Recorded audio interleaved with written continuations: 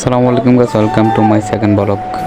সবাই কেমন আছেন? আশা করি ভালো আছেন। তো গাইস, আজকের ব্লগটা হতে যাচ্ছে শুধুই বৃষ্টির দিনের প্রকৃতি নিয়ে। তো সাথে থাকেন, দেখতে থাকেন, দেখাবো আজকে বৃষ্টির দিনের প্রকৃতি।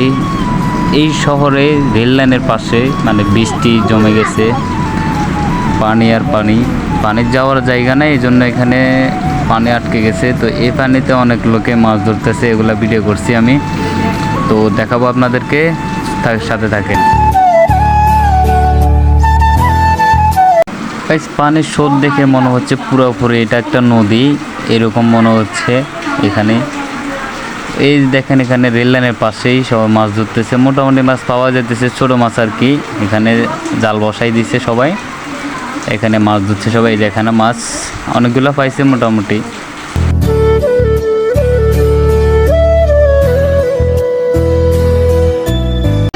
তো গাইজ, বলা হয়েছিল শুধুই প্রকৃতির বৃষ্টির দিনের প্রকৃতি নিয়ে ভিডিও হবে, শুধুই প্রকৃতির বৃষ্টি নিয়ে। তো মাছ ধরছে এখানে, কিছুক্ষণ দাঁড়াই একটু রিলাল নদী সবাই একটু দেখাইলাম, ঘুরাই ভিডিওটা।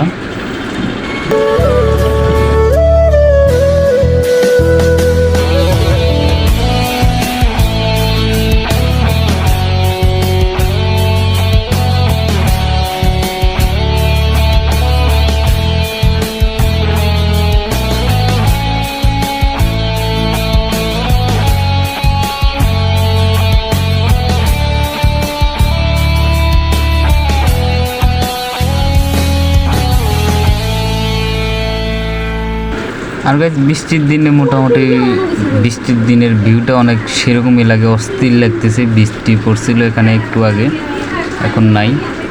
মোটামুটি ভিউটা অস্থির লাগতেছে, মানে পুরাই আগুন ভিউটা, মানে খুব ভালো লাগতেছে। গাইজ, আর কি বলবো, বৃষ্টির দিনে ভিউ তো অস্থিরই। এখানে বড় ভাই আর ছোটো ভাইরা মিলে মাছ ধরতেছে, এখানে মাছ মোটামুটি ভালোই মাছ পাইতেছে, এখানে অনেক ভালো।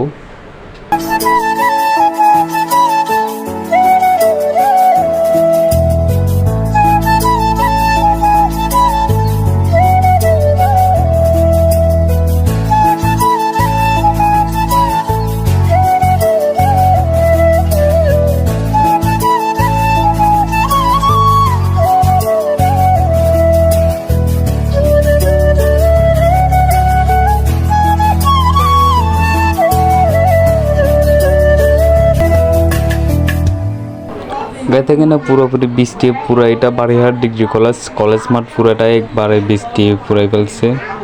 মানে বৃষ্টির পানি আর পানি, পুকুর থেকে পানি আসতেছে এখানে। এবারে দেখাইতেছি একটু, মানে পুকুর থেকে বের হয়ে পানি মাঠে আসতেছে। এই যে দেখেন একটু আগে, এই দেখেন পুকুর দিকে, পুকুরের এটা সিঁড়ি থেকে পানি বের হয়ে এদিকে যাচ্ছে। গাইজ, বৃষ্টি এরকমটা হবে মানে কল্পনাই করতে পারেন না, মানে এত পরিমাণ বৃষ্টি হয়েছে। বৃষ্টি পুরোপুরি মানে পুকুর থেকে বের হয়ে কলেজ মাঠে আসতেছে পানি। এবার চিন্তা করেন কতগুলো বৃষ্টি পড়ছে, কি বৃষ্টি পড়ছে।